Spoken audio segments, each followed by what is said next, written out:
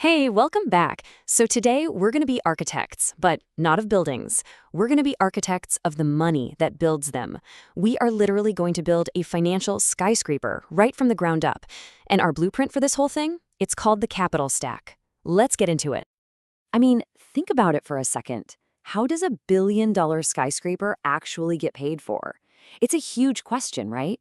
You see these incredible buildings scraping the sky, and you just have to wonder, where does all that cash come from? Because it's definitely not just one person writing a check. The answer is, it's all about the layers, just like the floors of the building itself. And that blueprint, the thing that maps out all those layers, that is the capital stack. You can think of it like a recipe.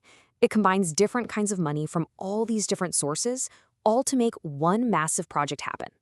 And trust me, understanding this is absolutely key to understanding any big real estate deal. Okay, so here's the official breakdown. The capital stack is basically all the layers of financing that fund a big commercial property. But it's more than just a list of who put money in. It's like a financial totem pole. It shows the hierarchy. It answers the really critical questions. If this project goes great, who gets rich? And maybe even more important, if it all falls apart, who gets their money back first?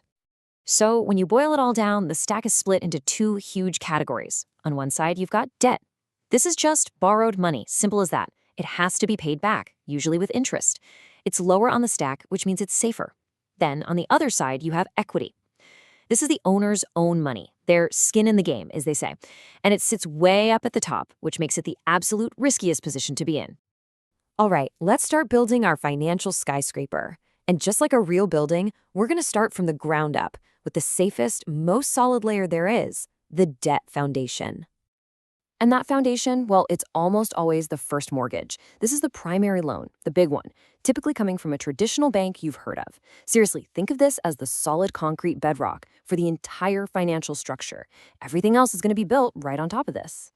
So what does this first mortgage look like? Well, for one, it's usually 75% or less of the property's value.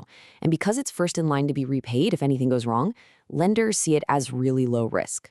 Now, here's the golden rule in finance. Low risk always equals a lower reward. And in this case, that means a pretty low interest rate for the borrower. It's the safest seat at the table, so it earns the most modest return.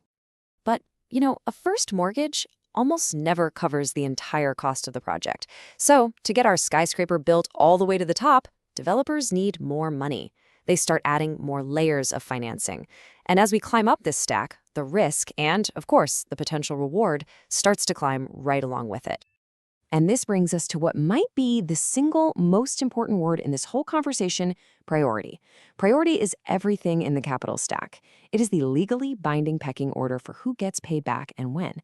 If the project goes belly up and has to be sold off, this order determines who gets their cash back and who might end up with absolutely nothing. Okay, so let's add the next floor up. This is where you find the mezzanine loan. And the name is perfect, right? A mezzanine is an intermediate floor in a building, and that's exactly its role here. It's this clever hybrid of debt and equity that sits right in the middle, between the safe mortgage down below and the risky owner's equity way up top. So, because it's riskier than that first mortgage, a mezzanine loan pays a higher return. Makes sense. But here's where it gets really interesting. It often comes with a wild feature. If the owner defaults, the mezzanine lender can sometimes literally take control of the entire project from the owner.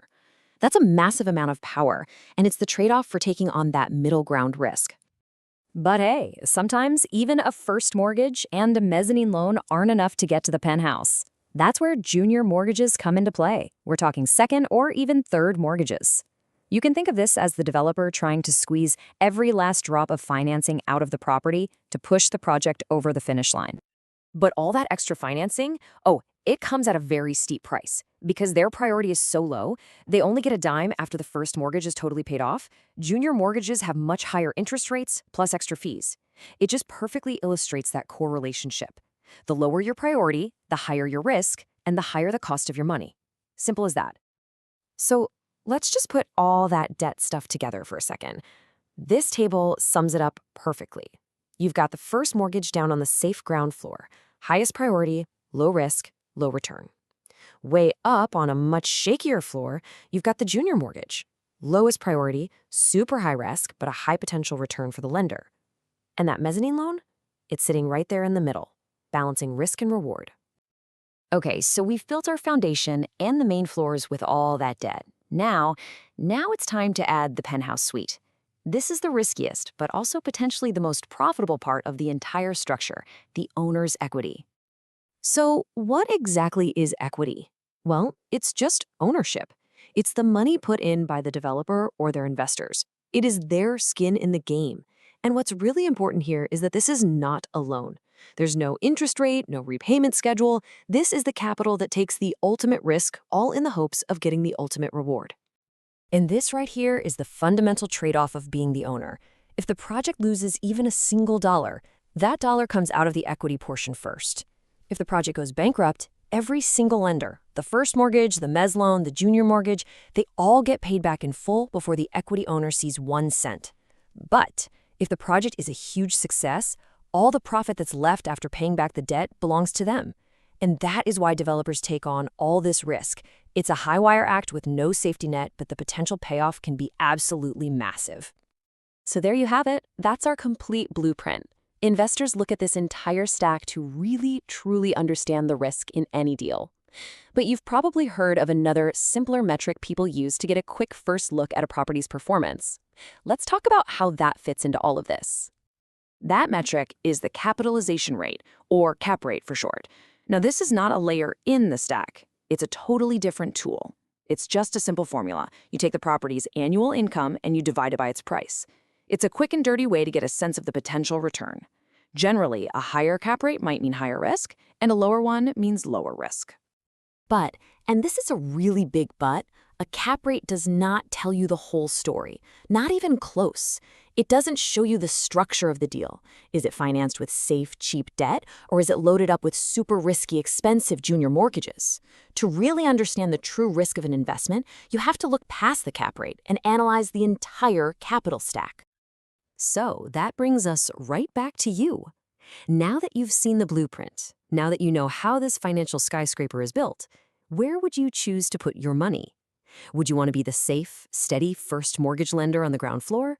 Or would you be the risk-taking equity owner in the penthouse, going for the huge reward? Or maybe somewhere in between?